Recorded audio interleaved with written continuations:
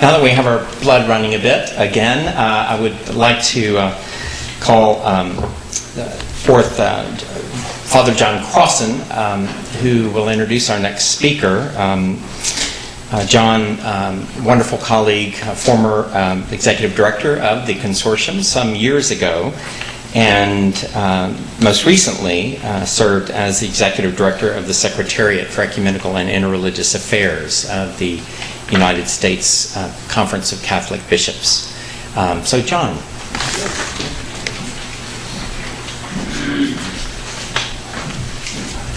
Thank you, Larry, and thank you to all for being here, and thanks to Dr. Sajidina for such an energizing presentation. I'm here to present Father Dan Madigan, who I've known for a number of years since he came to Georgetown University. Since he is introduced in the agenda, in the pamphlet you received on the way in, I won't repeat all that. Let me just say 4 things that or maybe perhaps 5, that I want to underline.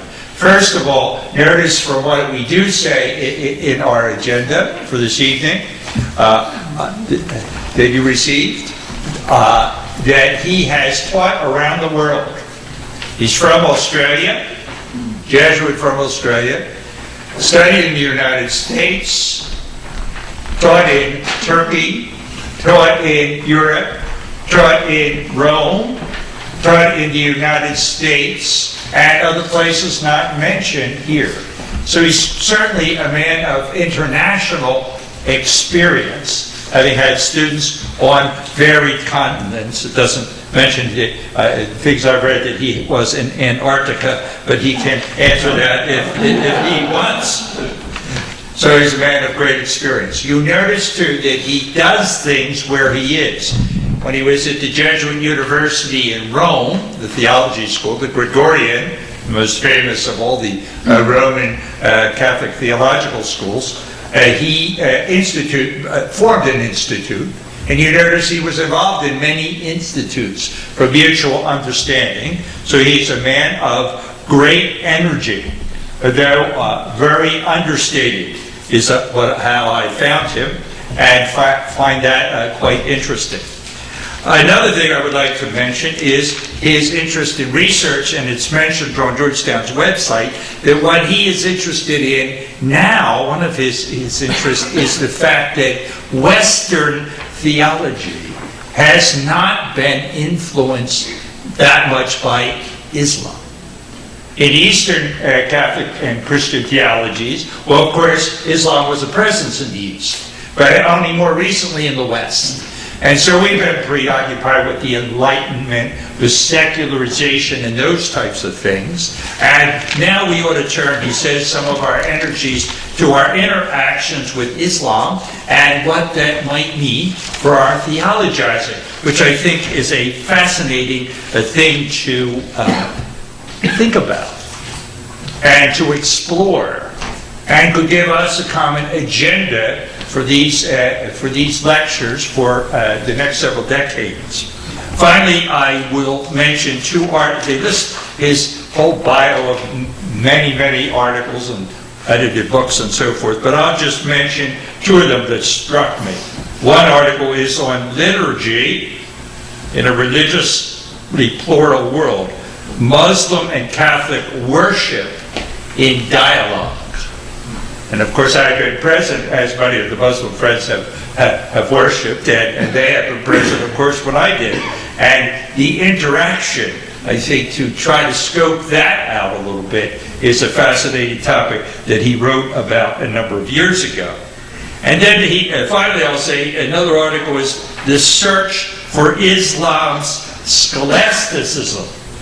And of course, I'd be fascinated to know what era of Catholic scholasticism, Catholic theological thinking of a certain orderly kind, what era he means, the pre-Vatican II, the medieval or whatever, and then what type of Islamic thought. But he's continually bringing things together, seeing their interaction, and it seems to me encouraging all of us to learn from one another. Thus, Father Dan Madigan.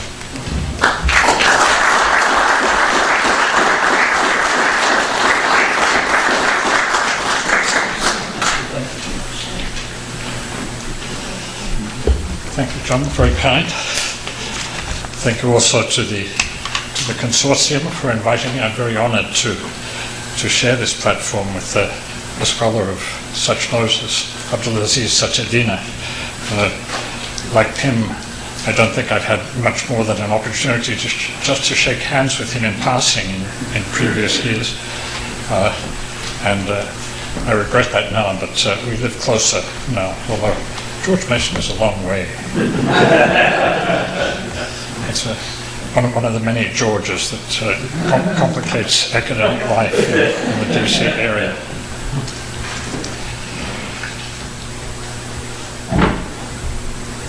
I wish also that I had half his energy. I haven't been so well lately, but I'm getting better. So I hope you'll bear with me. I'm going to run the risk here that you might think I'm just conforming to the stereotype of the nitpicking and logic chopping Jesuit. Those of you who are aficionados of the Oxford English Dictionary will know that Jesuitical and Talmudic are synonyms.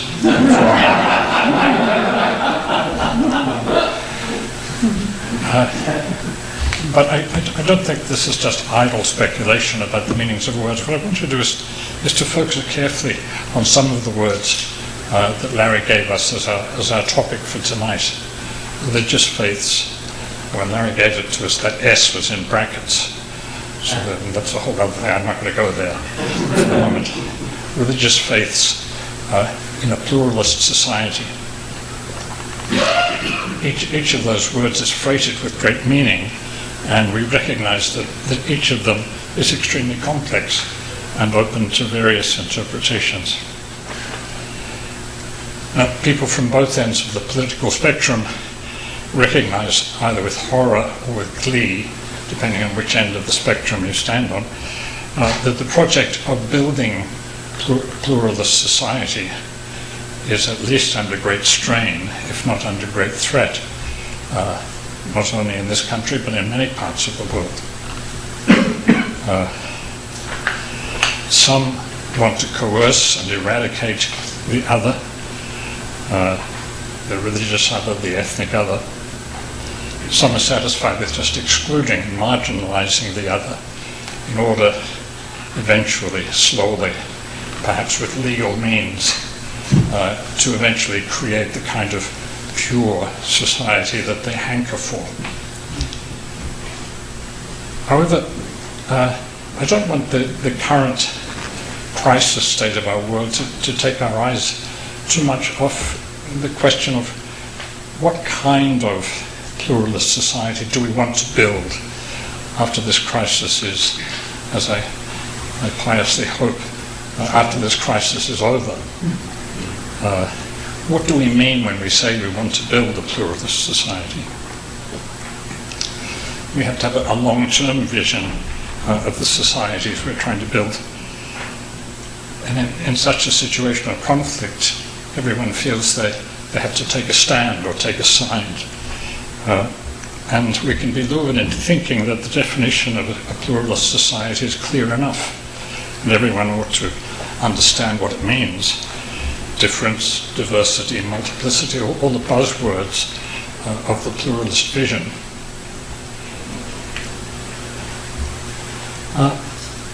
I've spoken before, and I want to just bring it in briefly again. There's a difference between plurality and pluralism. Plurality is a simple fact.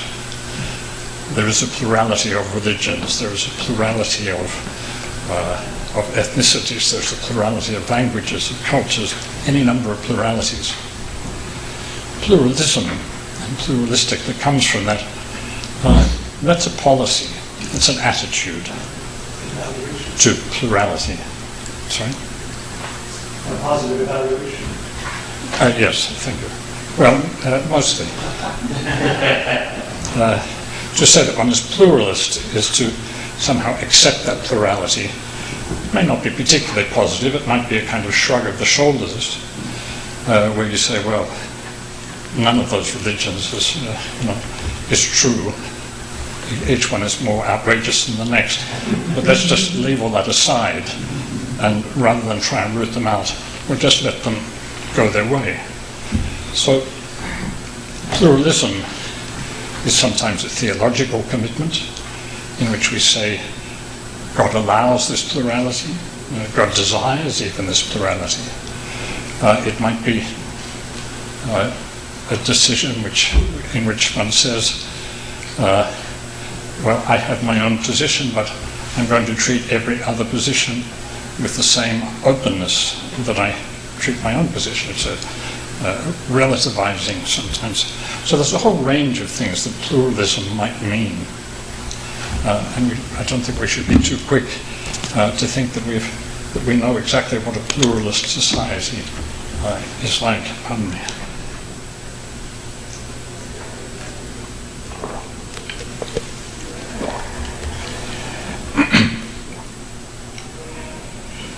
One way of seeing pluralism and pluralist societies presents itself as being very desirable, very global.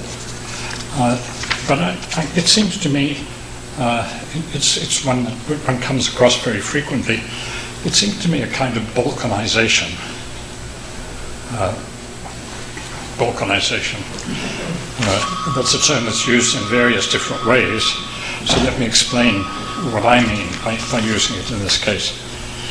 Balkanization is usually applied to the breakup of multi-ethnic states that result from in post-imperial positions, like after the Ottoman Empire in southeastern Europe, after the French and the Belgians and the British and other imperial powers in Africa and in South Asia, of course. There's a move to set up separate states with that kind of multi-ethnicity and that the diversity of religion, of language, of tribe and so on is somehow managed by setting up a patchwork of individual countries. So you do it by establishing borders and really saying there's nothing much we can do about this except to allow each to operate within its own sphere.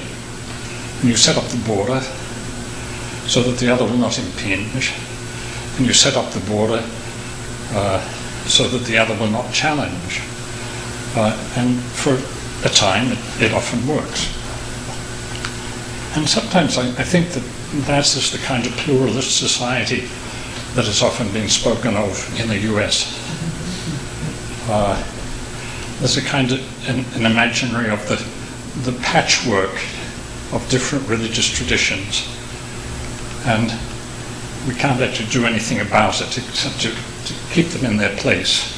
We may define a certain minimum common space that is required of everyone, but then after that you say, okay, that's your business, that's your ritual, that's your theology, that's your business, that's your approach, that's your understanding of God and humanity.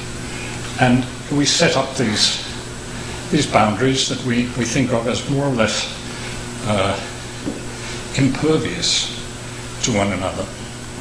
And we sometimes think that will somehow give us a peaceful coexistence, and that somehow we will be able to go ahead with that and create the ideal pluralist society. But I want to suggest to you that we have something to learn here from our experience with ecology and environmental protection. I think the only two people who still think that it makes any sense to have environmental protection laws made at the county level or the state level or even the national level are Donald Trump and Scott Pruitt. But we all know that it makes absolutely no sense to balkanize, if you like, our approach to the environment, because we inhabit a single ecosphere. The belching chimney in a coal-fired station in Kentucky has its effect on the rising sea level in the Pacific Ocean and the people whose homes are mere inches above that sea level. There is no such thing as an ecosphere which is not common to us all. And I want to suggest that this experience, and it's something we all realize, that this experience ought to inform the way we think of pluralism, not as a kind of balkanization where everyone is put in their little box, and we have meetings with one another and we say, "Oh, look at that! You believe in love. We believe in love too. That's very nice." "Oh, peace. Yes, we have peace too." And we show one another the museums of our ideals. But like in all museums, it's you can look but don't touch. Actual human life is a little more messy than that. As people in the Southeast European, the original Balkans have found out. Because there's an ecology of human society. It won't allow us, the fact that we are a single humanity will not allow us simply to pretend that the way we act and the vision that we have of what it means to be human, or what constitutes human flourishing, that these are personal or private matters for myself or for my family or for my community. Since we share one world, there's a single ecosystem of human life. We're not entitled really, I think, this is what I'm proposing. We're not really entitled to retreat behind religious and ethical borders and claim some kind of sovereign immunity.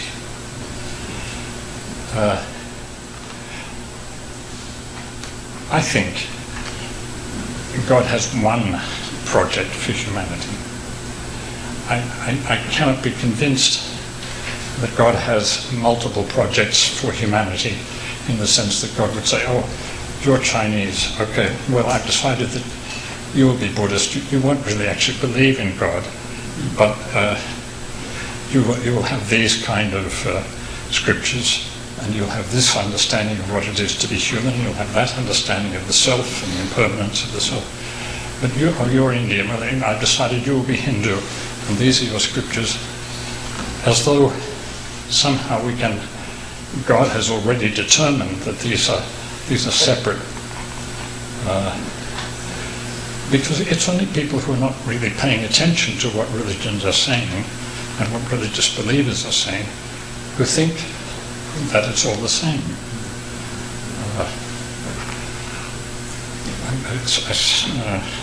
I was reading the other day of a comment made by Reza Aslan, a nice enough chap. But Reza Aslan said to his interviewer, he said, "Anyone who's really studied religion realizes that every religion is the same."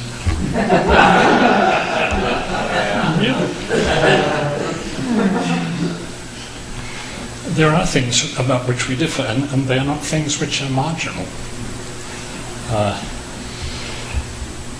They are things which are at the heart of what it means to be human, because our understanding of God is intimately entwined, I think, with our understanding of what human life is and what constitutes human flourishing. Now, if you want to be polysyllabic about it, pardon me, I'm sorry.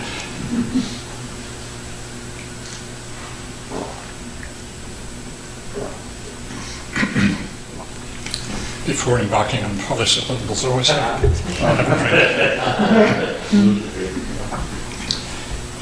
To be polysyllabic about it. In Christian circles we call this theological anthropology. But it's really just a highfalutin way of saying that what we understand about humanity is inextricably linked with what we believe about God. There is no, for a believer, there is no anthropology that is not a theological anthropology. Theology is not simply about other things up there some time later. Theology is about God as creator, and of course, as we all take part in God's continued creation of our world. So our theological anthropologies are at the heart of what we have to say to one another. So a pluralist society is not, cannot be, a society simply with a patchwork of separate religious communities like states, each with its own separate understanding of the divine and the human, each with its sovereign independence and the right not to be questioned because we share one human ecosystem. What one person believes about race or slavery or gender or ethnicity or war or peace or health and well-being has its effect on all of society. We do not live isolated human lives. And because it has its effect on everyone, then we are all answerable to one another.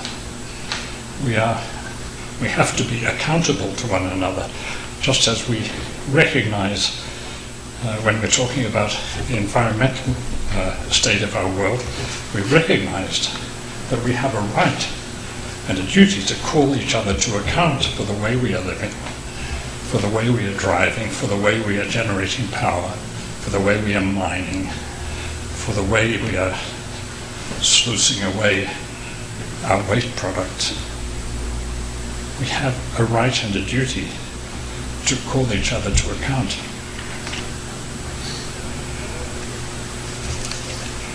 There's another reason also why I think we can't simply work as a kind of patchwork pluralism.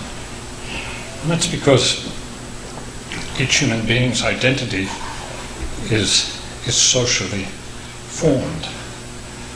I don't want to say socially constructed because that makes it sound a bit too modern. But our humanity is formed in society. Each person's identity is a crisscrossing and intricate web of relationships with family, with culture, with nation, with religion, and any number of other things. There is no way of placing a simple label on a person, for example, Muslim or Christian. I'm an Australian. Not all Australians are Christian.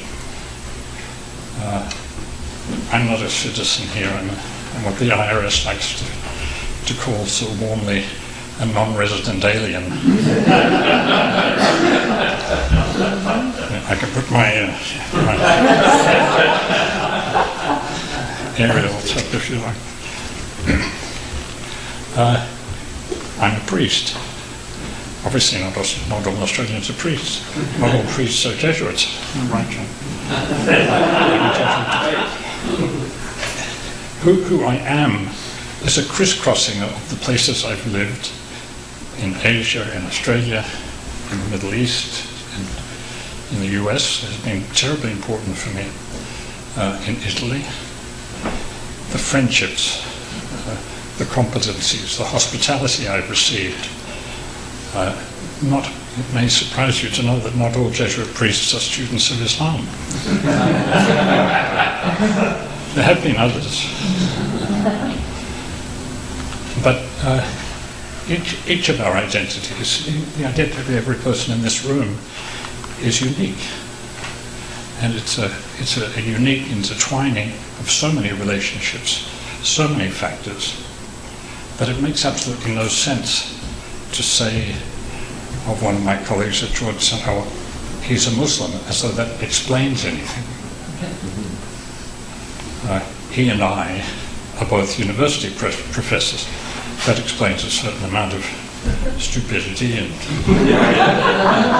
vagueness that we get paid for. There are a whole lot of things one can say about people, but the idea that the religious label is somehow going to give us very much information at all is a rather shaky idea.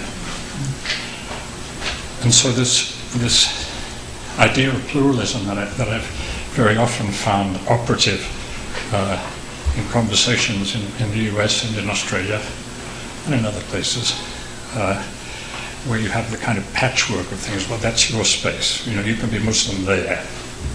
You can be Christian in this space. The kind of quarters that you were speaking of, as is before in the old cities. No, we inhabit one single human ecosystem, and as members of that human ecosystem created by God, we have a unique place. So there is no patchwork. There is only an intertwining, an interweaving. There is a single piece, I think, that God is gradually weaving and beautifying.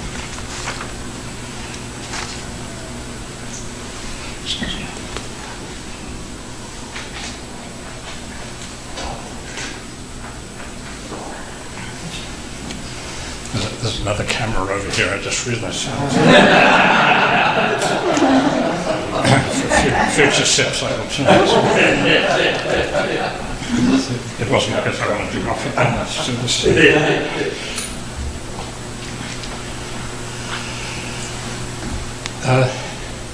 so the actual faith identification, the religious label that one might from time to time lay hold to, is only one element of a person's identity. Now, when I say it's only one element, don't get me wrong, I don't mean it's only an incidental element, so you could leave it out and it wouldn't make much difference.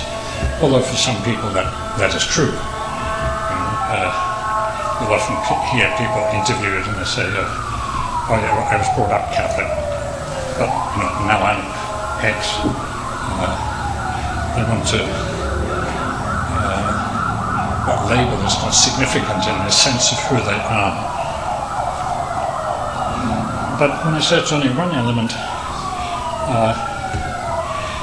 that single element, it can be a defining element. But there's more than one sense in which something can be a defining element of one's identity. Which of you is it?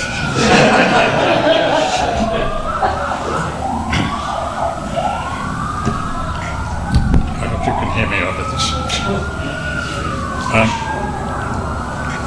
So there are two senses, I think, in which one can talk about the defining element of one's identity. And that is, to say it's a defining element is to say that it's a pervasive element. That is to say, it runs through everything about one. It's not simply a little compartment. I hope some more volume. Oh, they're gone.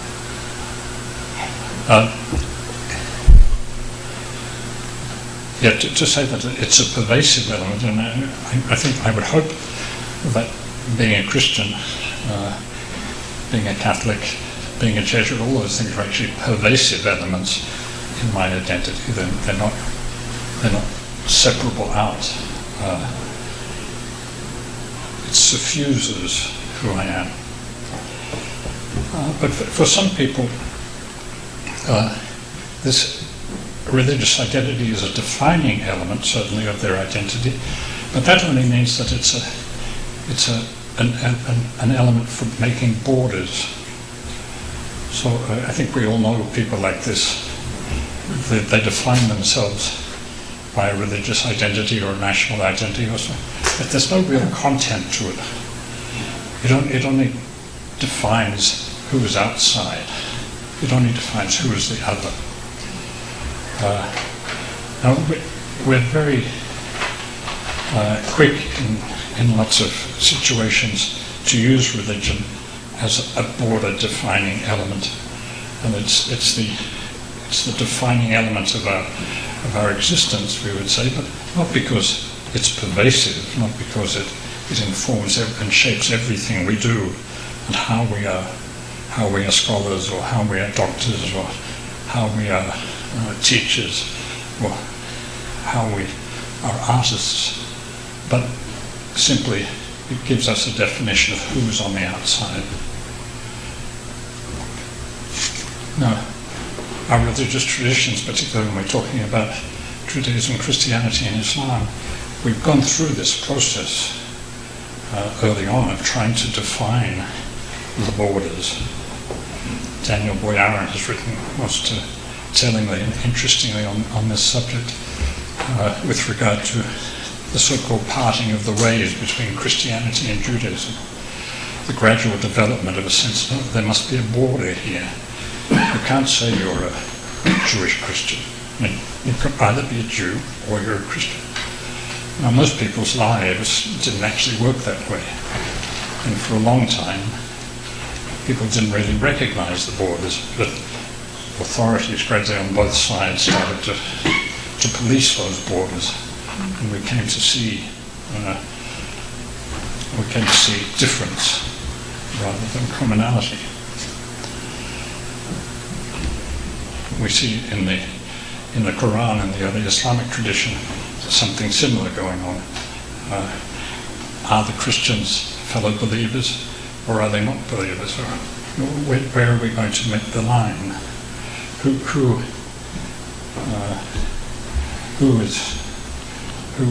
are the mu'mineen? What's the difference between being a mu'min and a Muslim?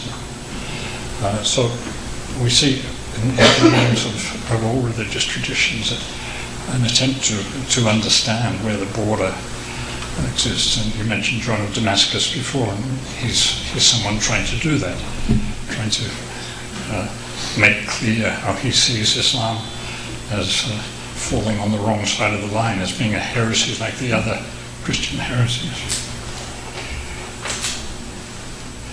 So the tendency of this kind of patchwork pluralism that I've been talking about is for our identities simply to be borderline identities, just for working out who's different, who is not me.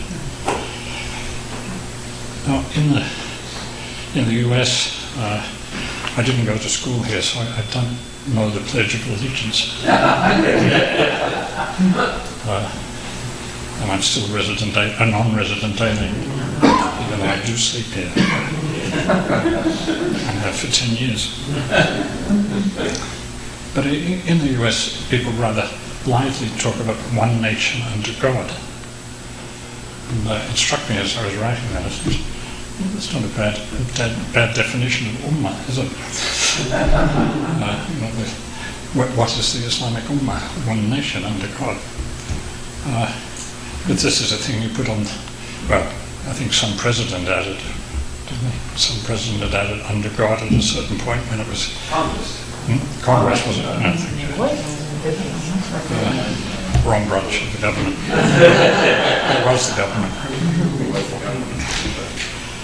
But that's the real rub for us as believers. What does it mean in any nation, any modern nation state, to be one nation under God? Even though I didn't grow up saluting the flag and saying that, I think I gladly see the United States as pursuing the goal of being one nation under God. But what does that mean? We have such a range of answers to that question, and they are, I think, theological answers as well as ethical answers. I agree with you. I mean, we don't really divide them, but all theology includes an anthropology. All theology is, in some sense, because God is Khalik, because God is Creator, then and we are living in God's world, in what God is continuing to create, then it is also necessarily political. So because we have different answers, and yet we are living in the single human ecosphere,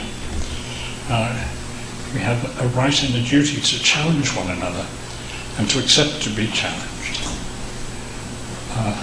I hope that what happens in this country is not simply that the majority of people currently who identify as Christian will simply say, oh, it's okay for Muslims to be here. I hope the day will come when the majority is prepared to listen to the challenge that Muslims propose, as we have listened to the challenge, particularly that in the last 50 years, that Jews have proposed to us, to take seriously the challenges of the other, without simply reducing everything to kind of either a patchwork or a melting pot in which everything is simply one alloy. It's very common to hear people say, that's your truth. This is the patchwork. Truth. Al-Haq. There is one truth. If God is one, there is only one truth. There is not your truth, my truth, her truth. And it's going to take work for us to learn to seek truth together. Not simply to put it in the too hard basket, or to say, oh, that's your truth. You think that, well, that's okay for you, but you're over there. We've got a lot of work to do. But this work will require humility from us. For every believer, there's no more important question than what does it mean to be a nation under God. No more important political question. Yet, we need two kinds of humility. Here I'm drawing on a friend and colleague, Catherine Cornell. She talks about another polysyllable, epistemological humility. We need to have a certain humility about what we can know and the possibility for human language to express the truth about God. There are limits. It will take time. It will, as the Quran says, be a goal that will only be reached when God reveals the truth to us at the end. But that doesn't mean, I don't think, that there is not a conversation to be had and an interesting struggle to be had. And this is what John was referring to before. I find, in my current work, the most important thing is the theological challenge that Islam poses to Christian theology. Every one of those questions is an absolutely valid question. Every one of those questions has been asked also by other Christians and they continue to be asked by other Christians. So it's not simply a case of saying, oh, I've got my space here, this is my theological space, and I will say these things about God. The other questions are real questions. And given that there is only one God, and there is only one human ecosphere, we have to listen to one another in this. Now, it's not relativism, that kind of epistemological humility, it's realism about the limits of the human mind, the limits of human language. It's a kind of respect for God who is beyond, who is not just one of us, slightly more mysterious than the rest of us. God is not just one of us, and we will never grasp God with our language. But the truth about God can grasp us, though we cannot grasp it. The other kind of humility that this requires is a moral humility, an acknowledgement that for all that we can show one another our great ideals, we have an undeniable history of moral failure. And it's not all history, it's contemporary. the newest nation in the world, South Sudan. The bitterness, the nihilism of the conflict that's going on there among so many people who are Christians. The genocide in Rwanda, Burundi, Christians, slaughtering Christians. When you talk to Christians about this, they usually think, well, the Muslims have a problem, but we don't. There's a moral humility that is demanded of all of us to acknowledge the fact that we have a longer history of failing in our ideals than we have a glorious past of living up to them. This kind of history, this kind of humility means that we have to stop being salespeople. I got this line, it was a great line. No, I'm saying that Donald Trump. This line. I got this line from a Methodist preacher in Rome about 18 months ago. He said, we're always carrying on as though we are the salespeople, as though we're selling a nice new subdivision. Come buy in here, come and join us, as though we are as Christians, salespeople for the kingdom of God. And he said, we're not salespeople, we are the free samples. That's nice. We are supposed to be the free samples. We are supposed to be living, giving people a taste of what this kind of humanity under God might be like. And if we're not doing that, if we are not being, whether as Muslims, as Christians, Jews, Hindus, Buddhists, whoever, if we are not being free samples of the particular kind of humanity under God that we believe is the truth about humanity under God, then we are wasting our breath. Together we can discover how to be a free sample of believers in the one God, believers in the God of Abraham. So far we haven't done a great job of being free samples of a transformed humanity according to the desire of God as revealed in the Abrahamic tradition. But God willing, we can become so. Thank you.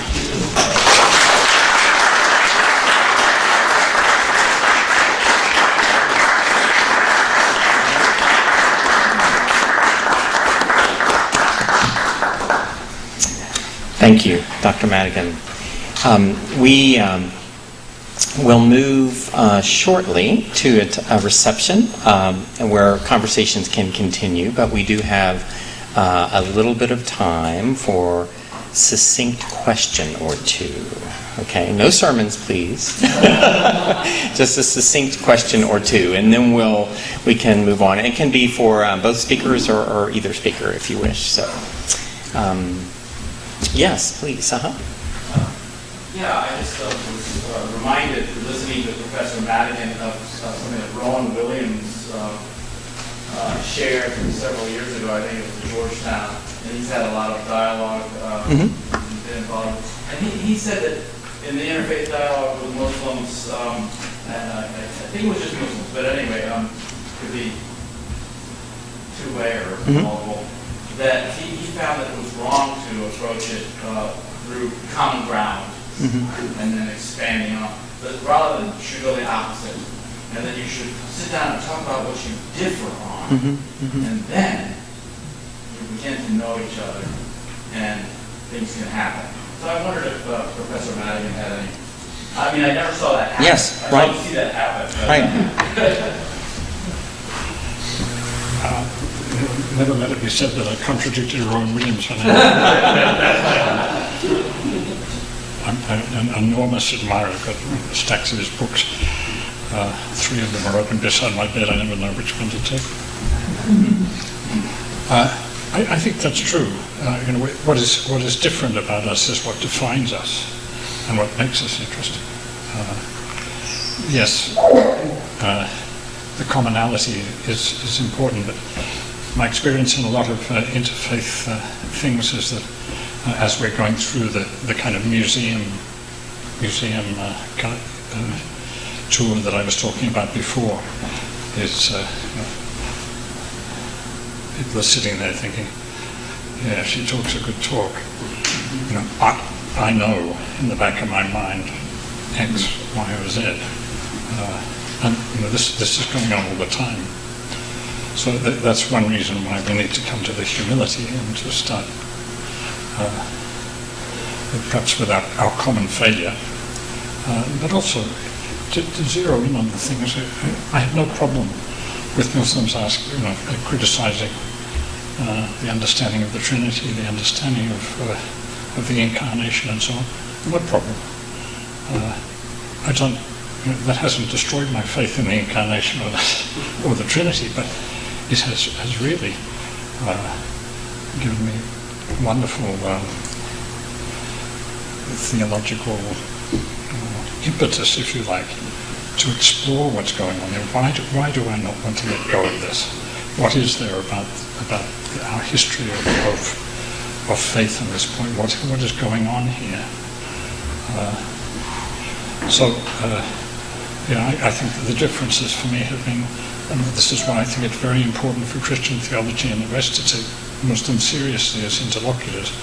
Well, people might be afraid that because Islam begins with a critique of Christianity, or of Christian faith, that somehow it's a danger. That's not my experience. Thank you. Let's see. So many hands. Jerry, and then we'll come this way. Yes. Very hard to ask a succinct question of each, but I will try. But first I want to praise the Theological Consortium for the brilliant program. Either one of our speakers would have been worth traveling to Australia to hear. But my invitation came from Rome, actually. I usually pay close attention to what Larry says, but Father Abelino Gonzalez, who's a student of Father Madigan, said, I must come tonight to hear him. And I've been trying to hear Professor Sachedina for many, many years. In fact, invited him to this place, previous job as Clergy Beyond Borders, to speak here in a symposium, and he wasn't able to come.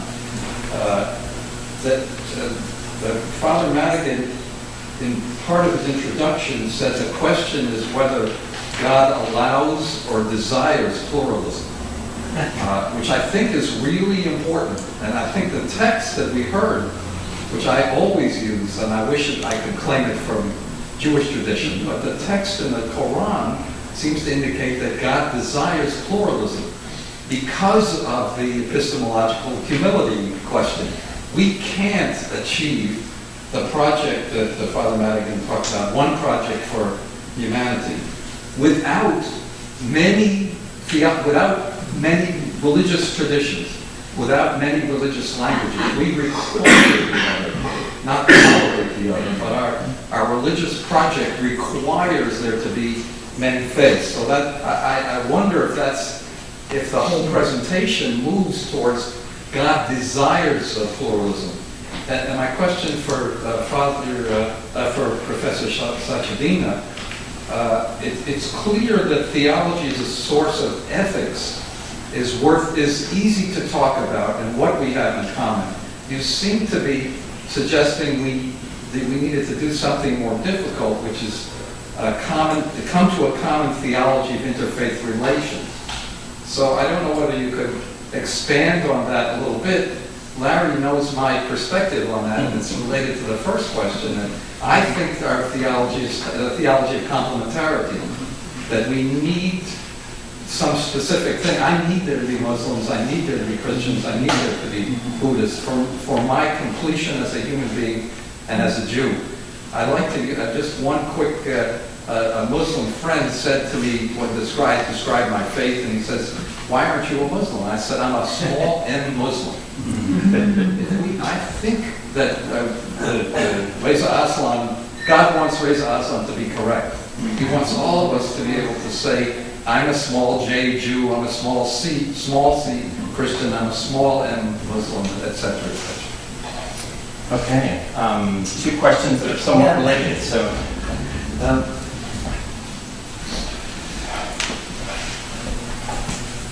I don't think we can decipher the divine mind, but if the scriptures are any indication,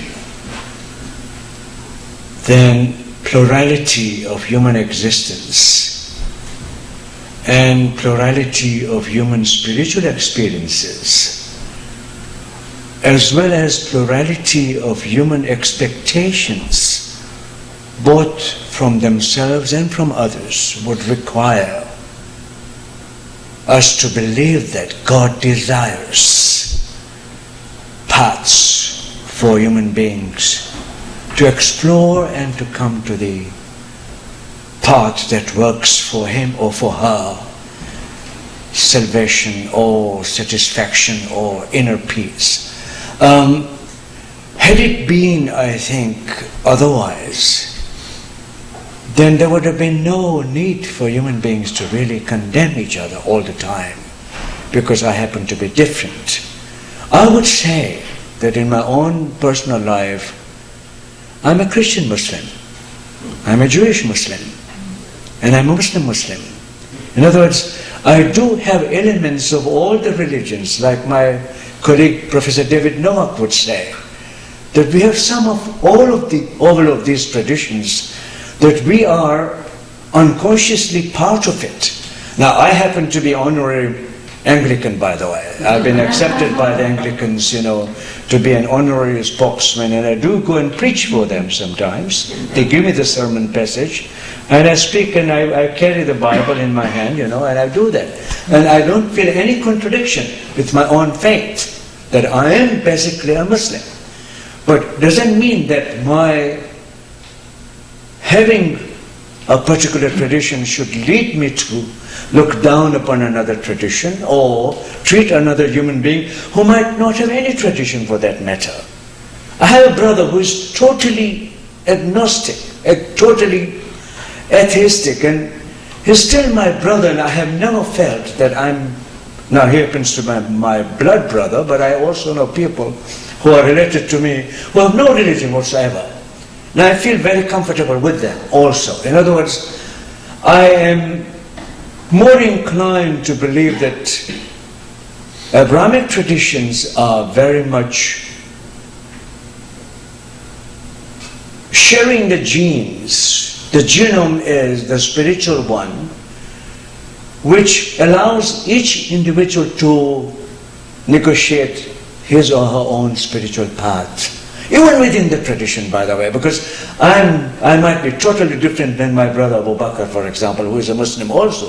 We share the same theology, we share the same creed, and yet we approach, the religion differently. And I think that should be part of our own understanding in our self-identification. I think that God desires us to appreciate each other through differences. He wants us to know that I'm a man who looks different than him, and I should appreciate him the way he is, and he should appreciate me the way I am. Differentiation doesn't mean condemnation. Doesn't mean that I don't need to, relate to you anymore. Rather, I've found that in our dialogue, by the way, we start with differences, we come to better results.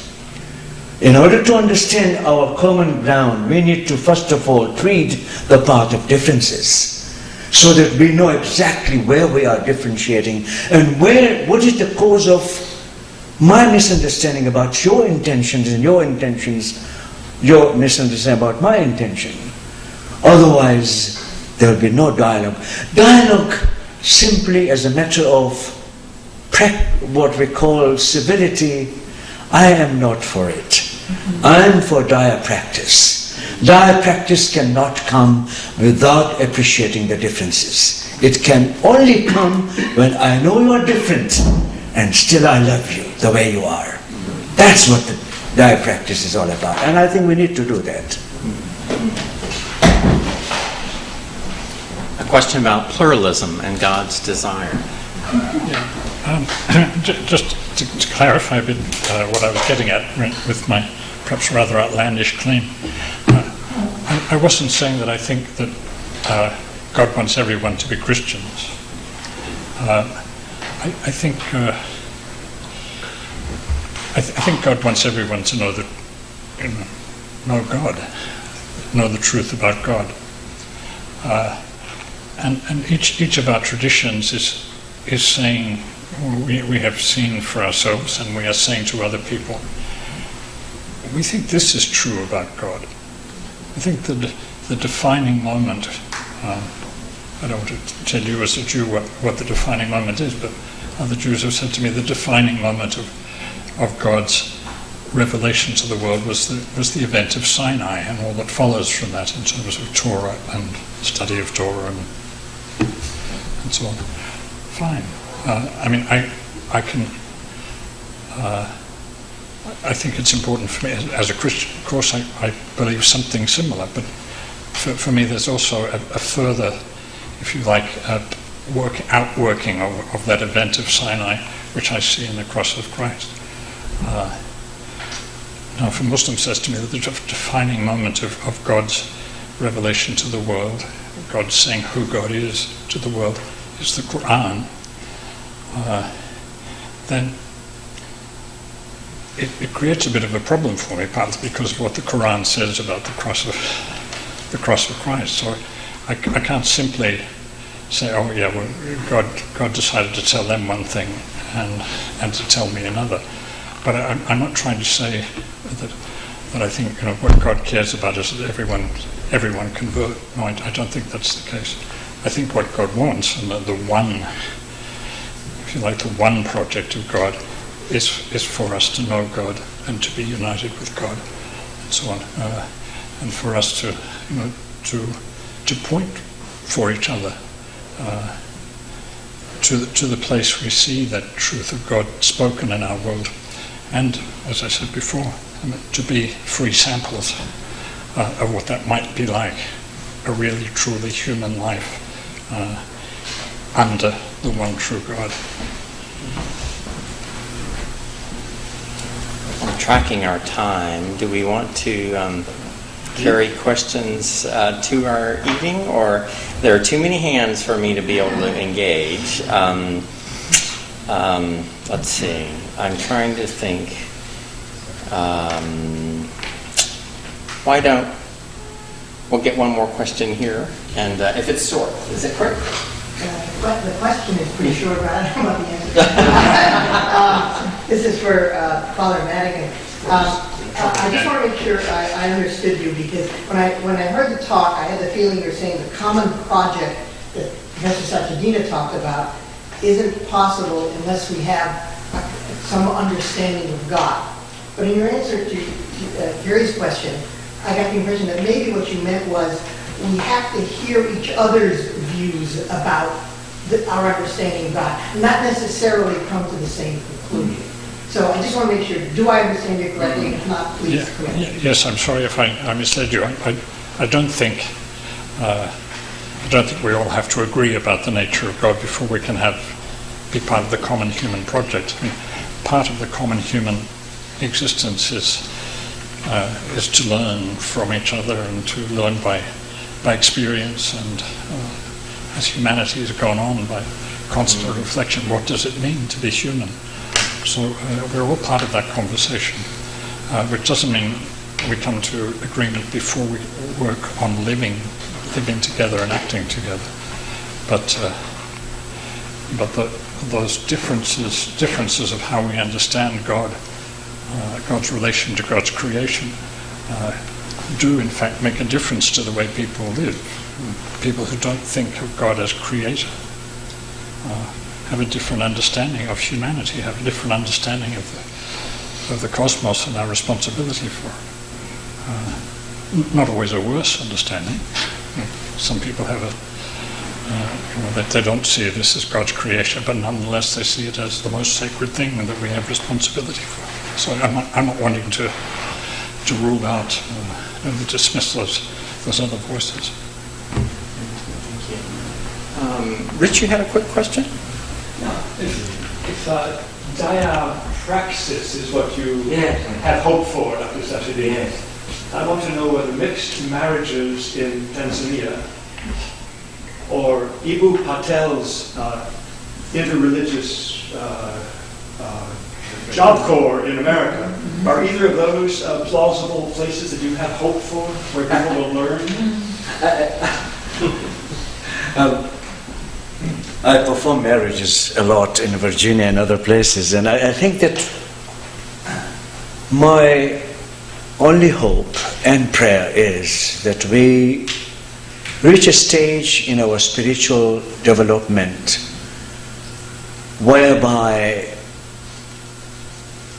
we can connect with one another without any impediment, whether cultural, social, ethnic, or religious for that matter. And I don't think we have arrived at that point as yet in the religious communities that I know. Religious communities are very carefully guarding their collective identity as belonging to the particular tradition. And I think that collective identity is very much communalistic. And it is somehow bringing the people together in a community. And this sense of community, when you feel that the environment as a whole is threatening you. I come from Tanzania, sure, yes.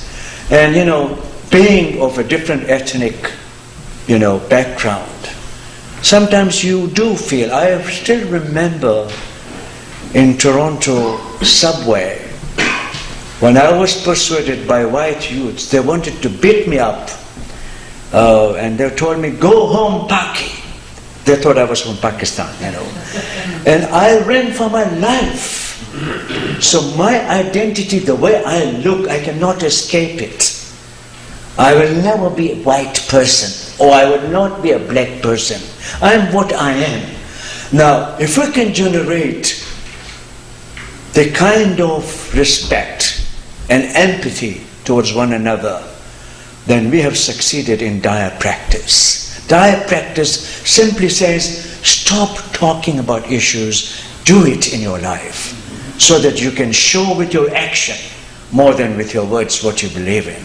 And I think the stage has come when we need to abandon the theology of hatred and, generate in us theology of love and the ability to love others for what they are rather than what we expect. I have been to these dialogues, by the way, where Muslims say, did you convert the Christians? I said, well, I am sorry, I did not go to convert anyone.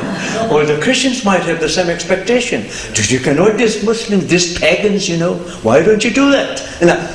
That being there all the time in the minds of the people who sit in dialogue, by the way, I've seen it. Now, we academicians, we behave so artificially sometimes that we miss the point. I've been to these trialogues between Jews, Muslims and Christians, and we academicians sit very nicely, these are the good things, and we are good guys. But when it comes to real practice, we have no credibility with our communities as such, and that's what we need to build. We need to reach out to the community who they don't want it.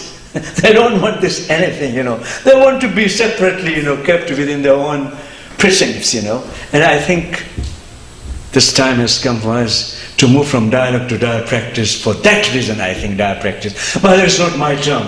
This is the term introduced by women in Netherlands, in Holland. Women, Christian women and Muslim women sat together, complain against each other, what they had done, the differences, and then they became a family through practice. That's what I think we need to achieve in our consortium. I hope we can do that. Thank you.